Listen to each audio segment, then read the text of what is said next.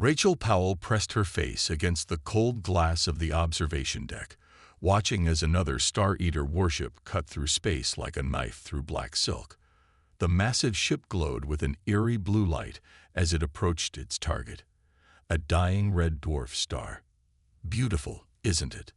David Mills walked up behind her, holding 2 cups of coffee. He handed one to Rachel, who accepted it without taking her eyes off the scene. Though I still can't understand why they need so much power. Rachel nodded slowly, taking the sip of the hot drink. As the lead astrophysicist aboard the civilian research vessel Stargazer, she had watched dozens of Star Eater feeding operations, but something about this one felt different. Dave, look at these readings. She pulled up a holographic display showing energy signatures from the warship. See this pattern here? It doesn't match our previous observations. The Star Eater began its feeding process. Massive panels along its hull opened like the petals of a metal flower, revealing what the military called stellar consumption arrays. The official explanation was that these arrays converted stellar matter into energy to power humanity's defense fleet. But as Rachel watched the data stream across her screen, her hand began to shake. "This is wrong," she whispered. "The dimensional distortions are all wrong." David leaned in closer, frowning at the numbers. "What do you mean?" "Look here." Rachel's fingers danced across the holographic display, highlighting several graphs. When you convert matter to energy, there's always some dimensional ripple effect. We've documented this hundreds of times. But these readings, she paused, double-checking her calculations. The wake they're leaving is 10 times stronger than it should be. The Star Eater's arrays pulse with growing intensity. The red dwarf star began to visibly distort, its outer layers being pulled toward the massive warship. Rachel's instruments were going crazy. "Maybe it's a new model," David suggested, but his voice held doubt. "The military's always upgrading their ships." Rachel shook her head. "No, this is something else. These patterns." She pulled up older data files, comparing them side by side. "They're not random. There's a structure to them, like they're trying to create something specific." A warning alarm bleeped on her console. The dimensional distortions were growing stronger, spreading out from the Star Eater in a complex geometric pattern that her instruments could barely track. "Dave, are you seeing this?" Rachel's voice was barely a whisper. "It's like they're tearing holes in space itself." The red dwarf star collapsed inward with surprising speed, its mass streaming into the Star Eater's arrays. But instead of the usual energy conversion readings, Rachel's instruments showed something that made her blood run cold. The power wasn't being stored or converted. It was being channeled into whatever was causing those dimensional tears. "We need to report this," Rachel said, already downloading the data to her secure drive. David grabbed her arm. "To who?" "The military. They'll just bury it. And if you try to go public..." He left the sentence unfinished, but they both knew what happened to people who asked too many questions about the Star Eaters. "I can't ignore this," Rachel insisted. "These ships are doing something nobody's talking about, something bigger than just powering our fleet." She looked back at the viewing window, where the Star Eater was completing its feeding process. "And I think whatever it is, it's changing the fabric of space itself." As if to emphasize her point, the Star Eater's arrays closed, and it began to move away from the remnants of the red dwarf.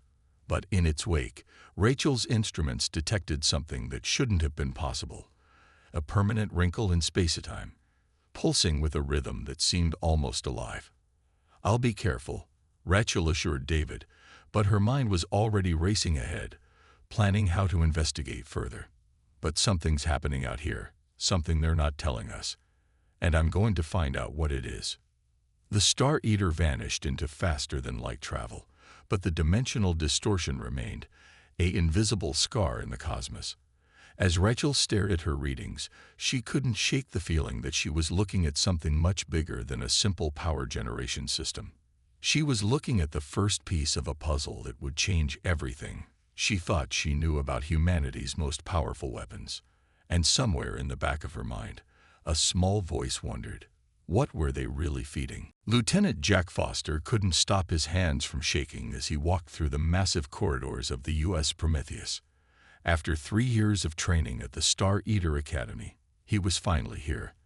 The ship was bigger than anything he had imagined, its halls stretching for what seemed like miles. "Lieutenant Foster," a sharp voice called out.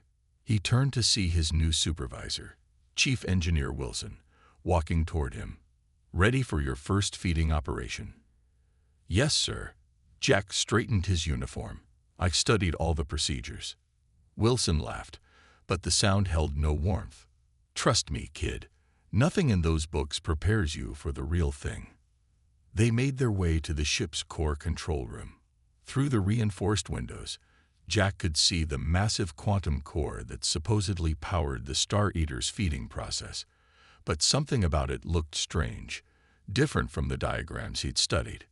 "Sir," Jack said carefully, "the core configuration, it doesn't match the standard design." Wilson's face tightened. "That's because it's classified tech, Lieutenant. You'll find a lot of things here don't match your textbooks." The ship's alert system suddenly blared to life. A voice echoed through the corridors. "All hands to feeding stations. Target star approaching in 10 minutes." Jack took his place at the monitoring station, bringing up the sensor displays. Their target was a young yellow star, much like Earth's sun. According to his training, the feeding process would safely extract excess energy without harming the star's stability. But as the massive feeding arrays opened, Jack noticed something odd. The power readings were all wrong. The energy wasn't flowing into the storage systems like it should. Instead, it seemed to be moving somewhere else. "Sir, I'm getting some strange readings," Jack reported, checking his screen again. "The power flow isn't matching the standard patterns." "Focus on your job, Lieutenant," Wilson said sharply. "Just keep the core stable." The feeding process began. Jack watched in awe as streams of stellar matter flowed toward the ship, but his amazement turned to concern as his instruments showed impossible numbers. The ship wasn't just taking energy from the star. It was doing something else, something that created weird ripples in space around them. "Chief Wilson," Jack tried again, "these dimensional readings are off the scale.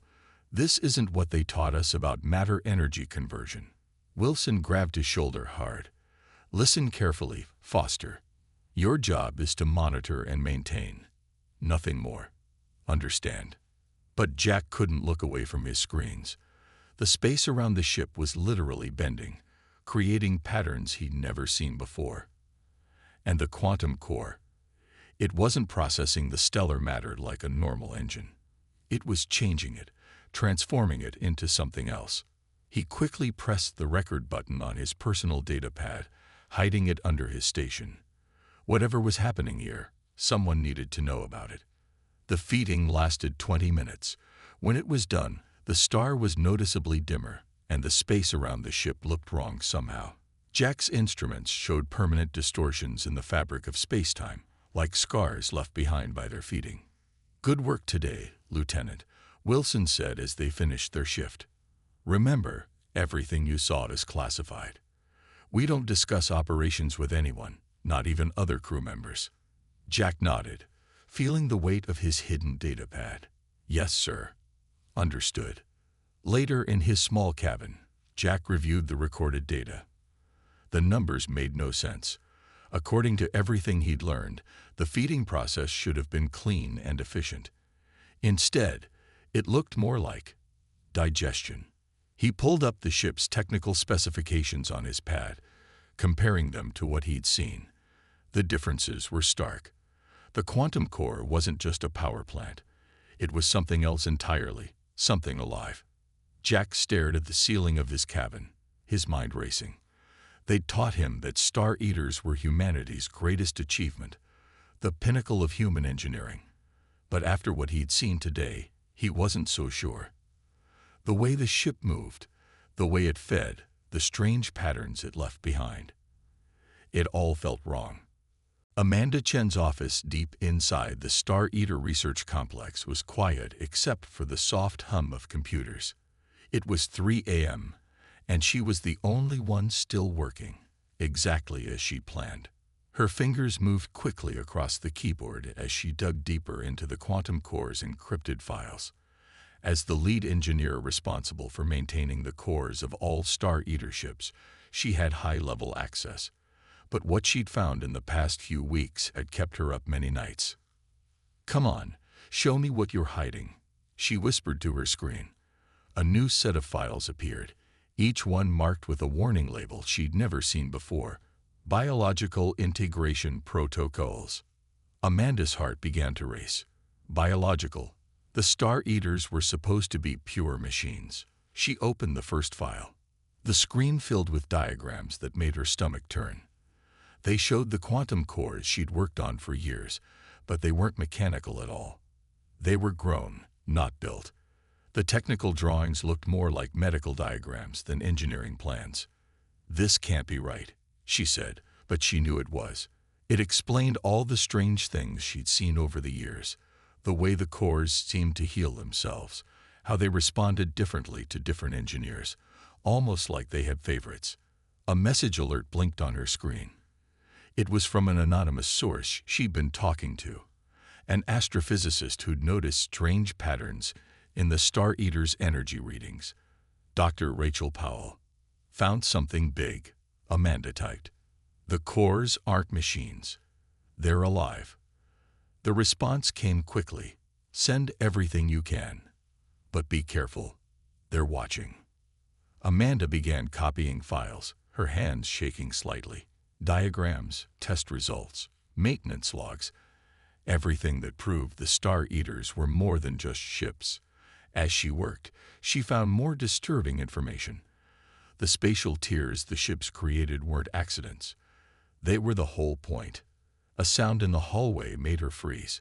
Footsteps. She quickly closed the files and pulled up routine maintenance logs instead. The footsteps passed by her door without stopping. Amanda let out a breath she didn't know she'd been holding.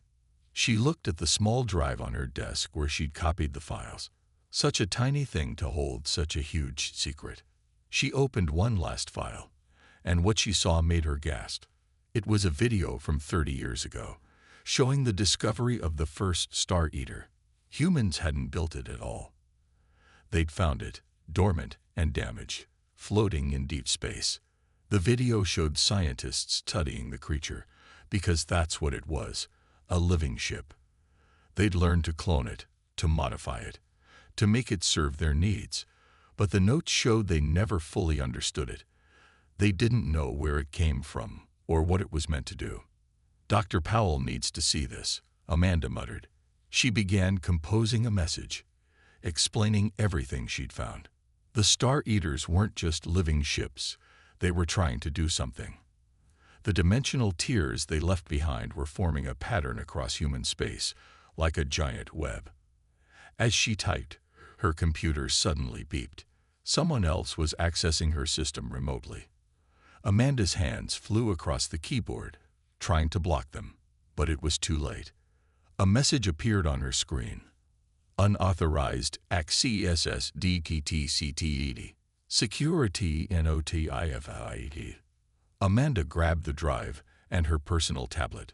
She could hear more footsteps now, running this time. She had seconds to act. She quickly sent one last message to Dr. Powell. "Coming to find you. Don't trust anyone. The ships are alive, and they're building something.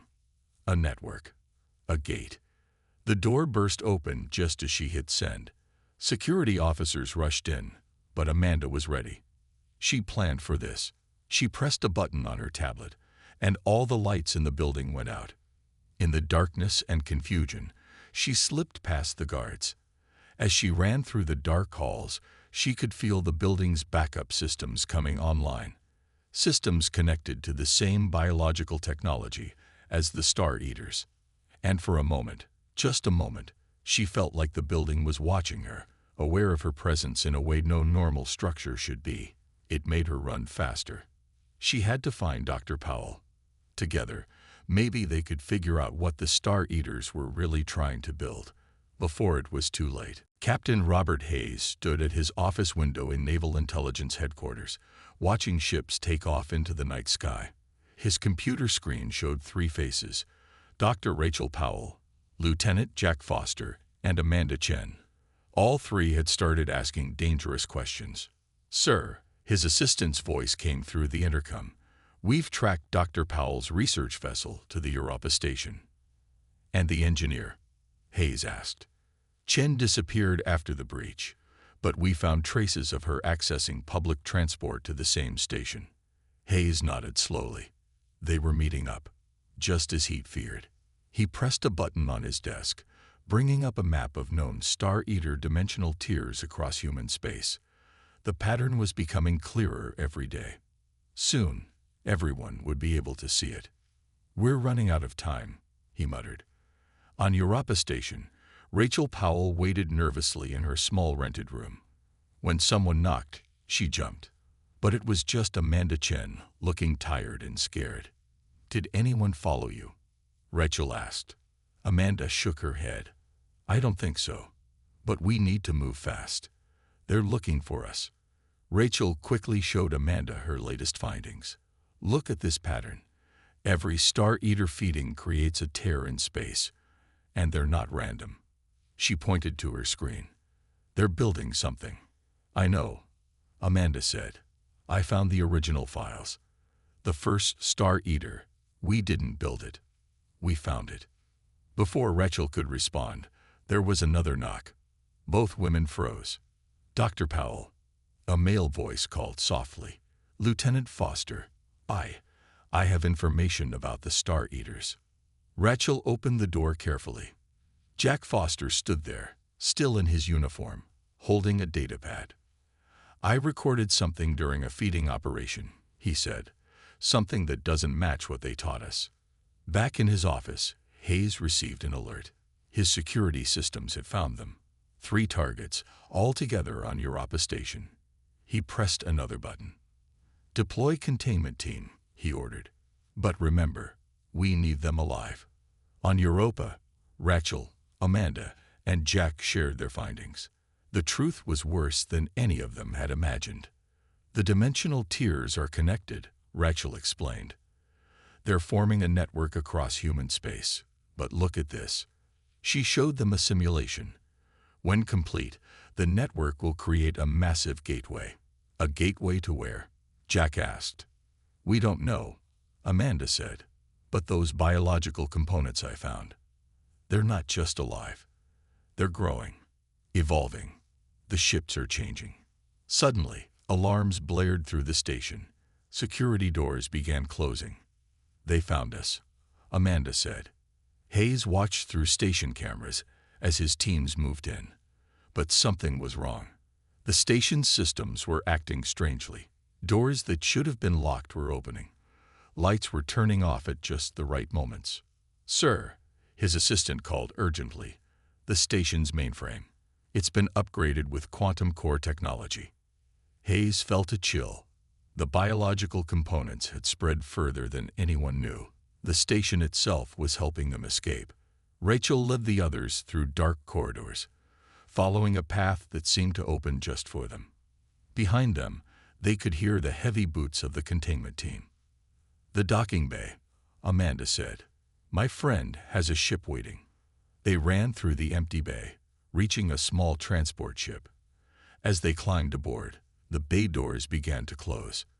Hayes watched helplessly as the ship slipped out before his teams could reach it. But he wasn't worried. He knew something the runners didn't. "Let them go," he ordered. "They'll lead us to the others." On the escape ship, as Europa Station shrank behind them, Rachel shared one last discovery. "The gateway," she said.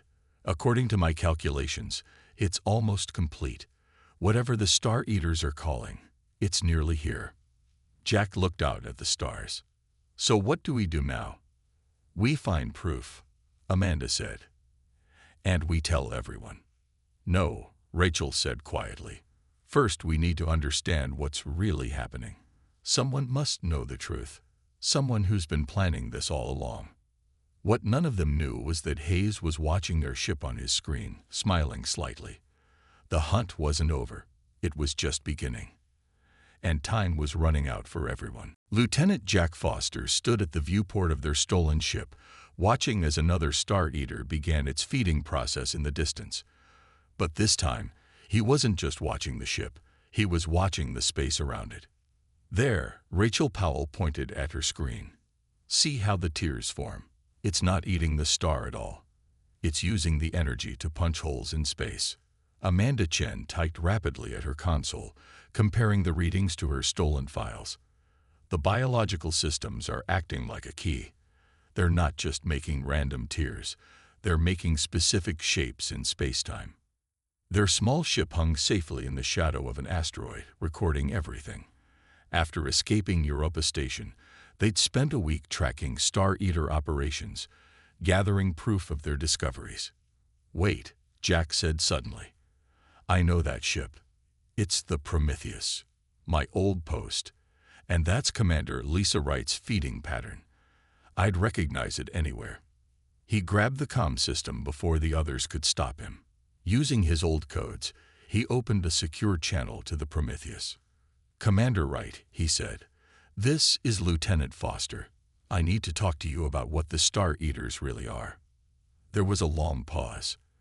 Then a familiar voice answered. I wondered when you'd figure it out, Jack. Took you long enough. Rachel and Amanda exchanged worried looks as Commander Wright continued. Your access codes still work. Dock with us at these coordinates. It's time you learned the truth.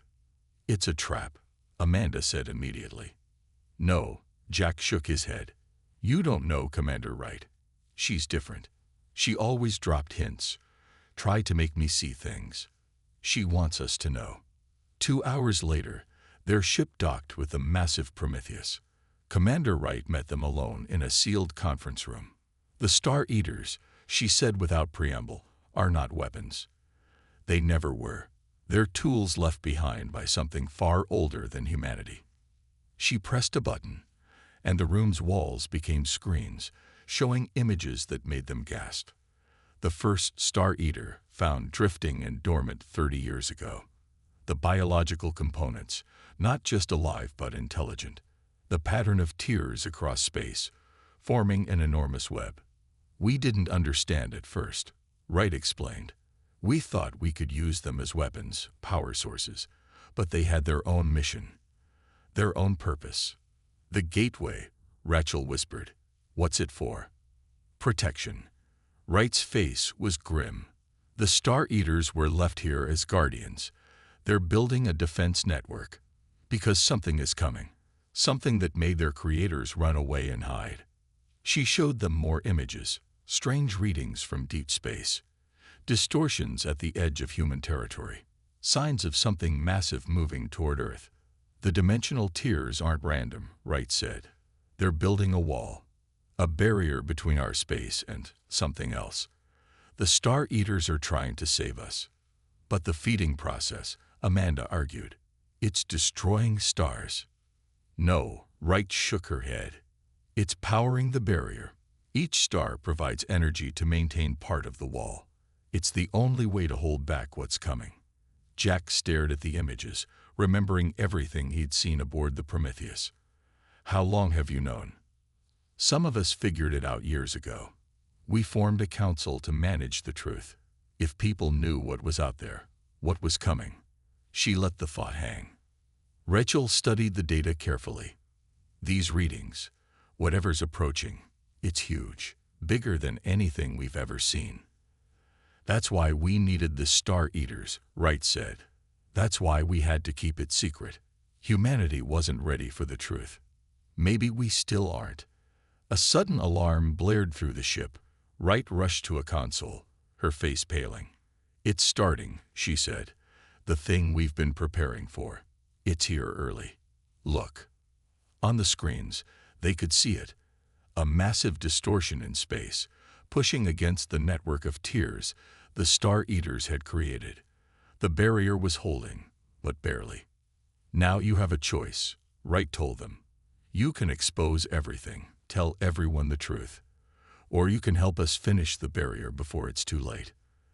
They all watched as another Star Eater moved into position, preparing to create another tear in space. But now they understood. It wasn't destroying anything. It was building humanity's last line of defense. And somewhere beyond that defense, something was waiting. Something that wanted in. The Prometheus shook as another wave of energy hit the dimensional barrier. Rachel Powell, Amanda Chen, and Jack Foster watched the main screen with Commander Wright as more Star Eaters moved into position. "The barrier's failing in Sector 7, Amanda said, reading from her station. "The biological systems can't handle the stress." Captain Hayes' face appeared on a side screen. "Commander Wright, I see our guests have joined you. Perfect timing for the end of the world." "You knew," Rachel accused him. "You were hunting us to keep this secret." "To protect humanity," Hayes corrected. "Panic would have destroyed us faster than any outside threat." Another blast rocked the ship. Through the viewport, they could see the space-time barrier rippling like a curtain in the wind. Beyond it, something massive moved in the darkness. "We need more power," Wright said. "The barrier needs to be stronger." "There's a way," Amanda said suddenly, looking up from her stolen files. "The Star Eaters, they're not working at full capacity. Their biological systems are held back by our controls. If we remove those limits," Jack continued, understanding, "they could create stronger tiers. But we'd lose control completely," Hayes finished. "They'd be fully alive, fully awake. We might not be able to stop them." Rachel watched as more cracks appeared in the barrier. "Do we have a choice?" Wright turned to Hayes. "Captain, we need approval. If we do this, there's no going back." The ship shook again, harder this time. Warning lights flashed across every console. "Barrier breach in 10 minutes, a computer voice announced. Hayes was quiet for a moment. Then he nodded. "Do it." But first, he looked at Rachel, Amanda, and Jack. "You three need to understand what happens next. This goes beyond secrets now. We're about to wake up 12 living ships that are older than human civilization." Amanda moved to a control station, her fingers flying over the keyboard. "I can remove the control systems, but each Star Eater will need to be activated manually from inside." "I'll take the Prometheus," Wright said. She looked at Jack. "Lieutenant Foster, ready to break every rule they taught you at the academy." Jack stood straighter. "Yes, Mom." "Dr. Powell, Ms. Chen," Hayes said, "we have ships standing by to take you to the other Star Eaters. Once the controls are removed, you'll need to initiate the awakening sequence." "What happens to the crews?" Rachel asked. "They've been briefed," Wright answered. "They know the stakes." Suddenly, the darkness beyond the barrier lit up. Something was pushing through, something enormous. "We're out of time," Hayes said. "Make your choice. Help us wake them up, or watch everything end." Rachel looked at Amanda and Jack. They all nodded. "Send us to the ships," Rachel said. The next few minutes were a blur of activity. Small shuttles carried them to different Star Eaters. In each ship's core, engineers were already removing safety systems and control mechanisms. Rachel stood in the heart of her assigned Star Eater, the U.S. Orion. Around her, the biological systems pulsed with a blue light that seemed almost eager. "All ships in position." Hayes' voice came through her comm. "Begin awakening sequence on my mark." Rachel placed her hand on the main control panel. She could feel something stirring beneath the metal. Something ancient and powerful. 3, 2, 1, mark. Rachel pressed her hand against the panel. The metal felt warm, then hot. The blue light grew brighter. She felt a presence in her mind, curious and alien. Through the ship's viewport, she could see the other Star Eaters lighting up one by one. Their shapes began to change, metal plates shifting and flowing like liquid. The barrier was almost broken. The thing on the other side was pushing through, its massive form becoming clearer. Then the Star Eaters began to sing. It wasn't a sound. It was a vibration in space itself. 12 voices, ancient and powerful, awakening after millennia of sleep. The dimensional tiers they had created began to pulse with new energy. The barrier didn't just hold, it grew stronger, brighter, more complex. But as Rachel felt the ship's consciousness unfold around her, she realized they had started something they couldn't stop. The Star Eaters were awake, and they had plans of their own. Space itself seemed to bend and twist as 12 fully awakened Star Eaters moved in perfect harmony. Rachel Powell stood in the control room of the Orion, watching as the ancient ships created something far more complex than their original barrier. "What are they building?" she whispered to the ship's consciousness that now filled her mind. Images flashed through her thoughts. Vast networks of space-time, folded and layered like origami made of reality itself. The Star Eaters weren't just making a wall, they were restructuring space around Earth. All ships reporting successful awakening. Captain Hayes' voice crackled through the comm. "But we're losing control of their movement patterns." On the Prometheus, Commander Wright watched as her ship's biomechanical systems pulsed with new life. Lieutenant Foster stood beside her, monitoring the readings. "Look at these energy patterns," he said. "They're not just responding to the threat. They're changing everything about our space." Amanda Chen's voice came through their shared channel from another Star Eater. "The biological systems are evolving faster than we predicted. They're growing, learning." Through the viewports of all 12 ships, they could see it, the massive entity pushing against their reality.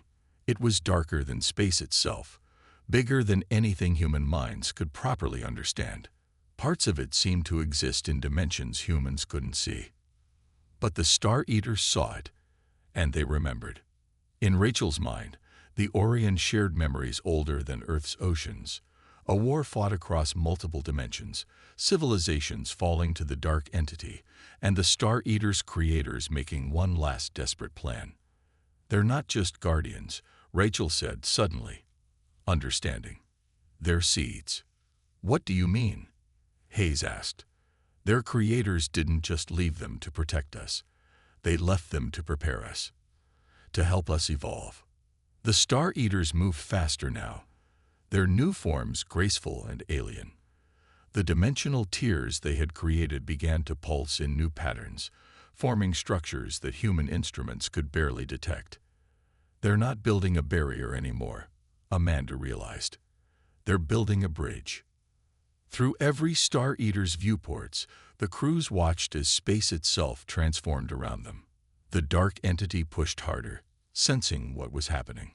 "Multiple dimensions detected," Jack reported from the Prometheus. "The Star Eaters are opening pathways to everywhere." In Rachel's mind, the Orion showed her the truth. Humanity wasn't meant to hide behind barriers. They were meant to expand, to grow, to reach into other dimensions and become something more.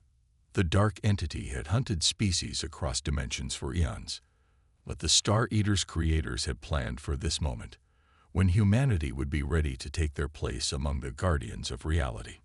"They're offering us a choice," Rachel said.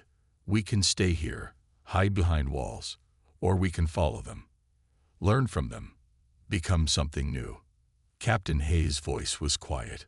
"The President is asking for options. What do we tell them?"